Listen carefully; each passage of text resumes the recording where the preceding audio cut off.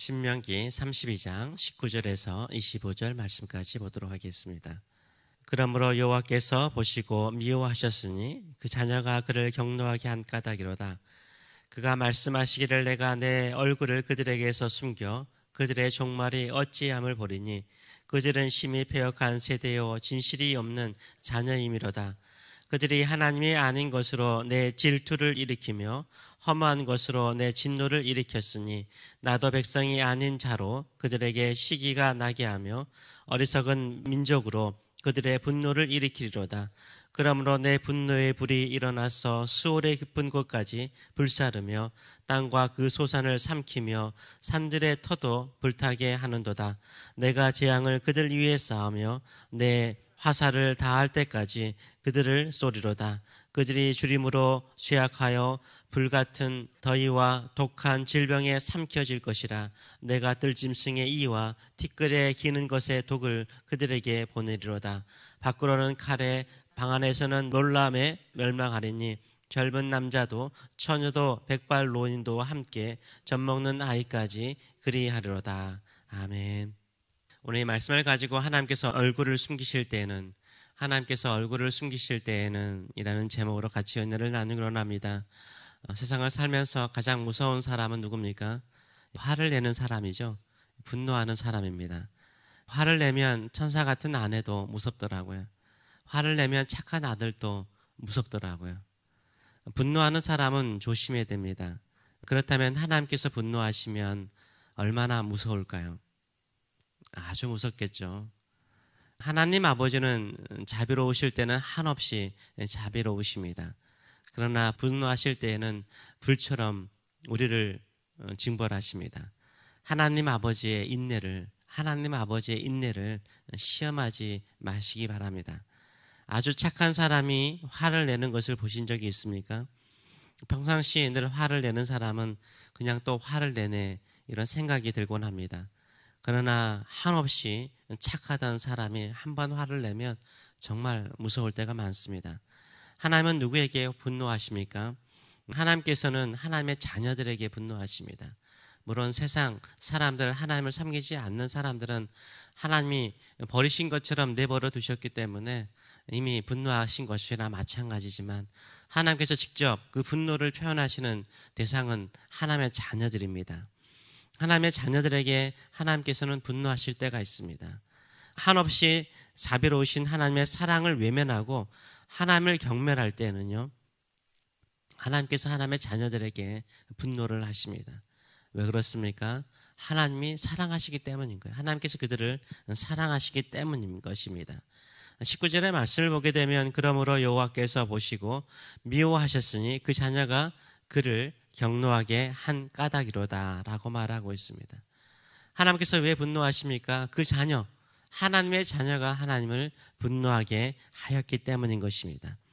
그렇다면 하나님께서 분노하시면 어떻게 그 분노를 표현하실까요? 매우 소극적으로 표현하십니다. 바로 하나님의 얼굴을 감추십니다. 하나님의 인자하신 얼굴을 감추십니다. 20절의 말씀을 보게 되면 그가 말씀하시기를 내가 내 얼굴을 그들에게서 숨겨, 하나님의 얼굴을 숨겨 그들의 종말이 어떠함을 보리니 그들은 심히 패역한 세대요 진실이 없는 자녀임이로다 라고 말씀하고 있습니다. 하나님께서 그들에게 진노하실 때는 하나님의 얼굴을 숨기신다라고 말씀하세요. 하나님께서 하나님의 얼굴을 숨기시면 하나님의 자녀들의 결말은 어떨까요? 인생의 가장 밑바닥을 걷게 되는 것입니다. 부모를 잃은 자녀들의 결말은 어떻습니까? 공포죠. 공포 그 자체입니다. 하나님의 얼굴이 보이지 않을 때 하나님의 얼굴을 구하는 저와 여러분 되셔야 돼요. 그런데요, 하나님의 얼굴이 보이지 않을 때 그 공포와 그 불안 속에서도 하나님을 찾지 않는 자녀가 있다면 그 자녀의 결말은요, 끝인 거죠. 그것은 두려움 그 자체인 것입니다. 제 아들이 3살 정도 되었을 때 동네 놀이터에 같이 놀러 간 적이 있습니다. 그런데 아들이 집에 가지 않으려고 하는 것입니다. 놀이터에서 노는 것이 너무 즐거운 거예요. 그래서 제가 안아서라도 데리고 가려고 하는데 하도 발버둥을 쳐서 도저히 집으로 억지로 데리고 갈 수가 없었습니다. 그때 놀이터에 놀고 있는 아이를 두고 살짝 제가 건물 뒤편으로 숨었습니다. 한참 놀던 아들이 아빠의 얼굴이 보이지 않자 얼굴이 심각하게 변하기 시작하였습니다. 그리고 막 울 것처럼 보이더라고요. 살짝 제 얼굴을 보여주었습니다. 활짝 웃더라고요. 그리고 저에게 달려오면 저는 다 집 방향으로 조금씩 옮겨서 숨곤 하였습니다. 아들은 숨바꼭질을 하는 줄 알고 계속해서 저를 쫓아왔습니다. 이렇게 해서 아들을 집으로 데려온 적이 있습니다. 아이들은 엄마 아빠의 얼굴이 보이지 않으면 공포죠. 공포예요. 불안해서 웁니다. 아이에게 엄마 아빠의 얼굴이 보이지 않는 것 자체가 공포인 것입니다. 그래서 울면서 엄마 아빠를 찾아요. 자녀의 모습인 거죠. 그러나 심히 패역하고 진실이 없는 자녀인 이스라엘 백성들은 어떻습니까? 하나님 아버지를 찾지 않아요. 하나님 아버지를 찾지 않아요. 하나님의 얼굴이 보이지 않으면 불안해서라도 하나님을 찾아야 하는데 찾지 않는 거예요. 이것이 바로 패역한 세대의 모습이요, 똥꼬집을 피우는 세대의 모습인 것입니다. 하나님의 자녀인 우리도 이런 똥꼬집은 없을까요? 이스라엘 백성들이 출애굽하고 난 다음에 1500년 동안 그들이 보인 모습은 무엇이었습니까? 패역한 모습이었습니다. 기독교 역사 2000년 동안 우리의 교회와 성도들은 이런 똥꼬집이 없을까요? 하나님께서 하나님의 얼굴을 숨기실 때 2000년 동안 성도들은, 특별히 한국교회 성도들은 하나님의 얼굴을 찾고 또 찾고 울면서 찾고 있는지요? 부모를 잃은 아이들은 결국 어떻게 됩니까? 고아가 되는 것입니다. 부모 없는 고아가 되는 거죠. 지금이야 복지 정책이 잘 돼 있어서 고아들도 안전합니다. 그러나 부모가 없는 자녀들은 어떻습니까? 옛날에요. 부모가 없는 고아들에게는 가장 큰 불행이죠. 고아가 된다는 것은 불행 그 자체였습니다. 못된 어른들에게 얼마나 악용당합니까? 또 못된 친구들에게 속아서 얼마나 비참한 인생을 살아갑니까? 하나님 아버지를 버린 하나님의 자녀들의 결말도 이와 같은 것입니다. 고아들이 부러워하는 친구들이 있죠. 어떤 친구들입니까? 부모가 있는 친구를 부러워합니다. 부모가 있는 친구를 부러워하면서 참된 하나님을 찾지 않는다면 그건 우리가 하나님께 더 큰 죄를 범하고 있는 것입니다. 결국 하나님 아버지를 떠난 고아와 같은 하나님의 자녀들은요, 지옥과 같은 고통을 당하는 거예요. 그것을 오늘 본문에 표현하고 있지 않습니까? 지옥과 같은 공포를 당하는 거예요. 밖에서나 아니라 공포 그 자체인 것입니다. 아무리 수고하고 고생해도요, 그 열매를 빼앗겨요. 그 열매를 빼앗겨요. 심지어 이병저병에 걸려서 고통을 당합니다. 한평생 이렇게 고생을 해요. 하나님의 자녀들이 이렇게 고통스럽게 살아가요. 그런데 세상 사람들은 어떻습니까? 오히려 세상 사람들은 잘 돼요. 그래서 하나님께서 질투하게 만드시는 거예요. 21절의 말씀을 보게 되면 그들이 하나님이 아닌 것으로 내 질투를 일으키며 허무한 것으로 내 진노를 일으켰으니 나도 백성이 아닌 자로 그들에게 시기가 나게 하며 어리석은 민족으로 그들의 분노를 일으키리로다 라고 말하고 있어요. 세상 사람들도 잘 된다는 거예요. 그래서 어떻게 하든지 시기심으로 질투심으로도 하나님의 얼굴, 참되신 하나님을 찾기를 원한다라고 말하고 있어요. 이것이 하나님의 마음인 거예요. 하나님 아버지는 얼마나 자비로우십니까?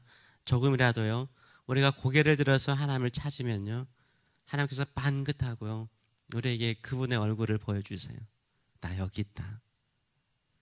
그런데 고집스러운 백성들, 패역한 세대들, 끊임없이 자신의 욕망을 채우기 위해서 사는 사람들은요, 욕망을 위해서 따라갈 뿐이지 얼굴 한번 하나님께 돌리지 않고 있습니다. 혹시나 내 마음이 고아가 된 기분입니까?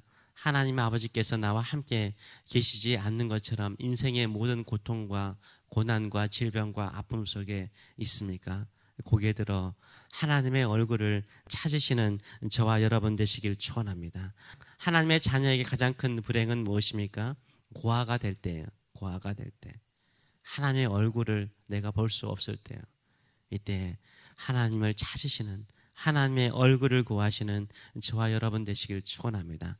누가복음 15장에 탕자가 아버지의 얼굴을 찾을 때 그의 인생이 바뀌었습니다. 오늘도 우리는 하나님의 얼굴을 구하며 그분이 나의 아버지이신 것을 하나님이 나의 아버지이신 것으로 인하여서 감사하는 마음으로 주께 나아가시는, 주께 돌아오시는 저와 여러분 되시길 축원합니다. 기도하겠습니다. 살아계신 하나님 아버지, 주께서 얼굴을 숨기시면 우리의 마음에 공포가 있고 불안하고 두려워서 아버지의 얼굴을 구해야 되는데, 오히려 우리는 하나님 아버지의 얼굴이 보이지 않으니까 더 세상을 향하여, 욕망을 향하여 살아갈 때가 너무나 많습니다. 하나님의 얼굴을 숨기는 것이 우리에게 가장 큰 불행인데, 고아가 된 인생인데, 우리는 고아가 되어도 하나님의 얼굴을 구하지 않으니 이 마음이 폐역한 마음이요 고집센 우리의 모습인 것을 주 앞에 고백합니다. 세상 사람들이 잘 되는 것을 부러워하며 세상의 아버지들을 섬기니 이것이 하나님의 자녀의 불행입니다.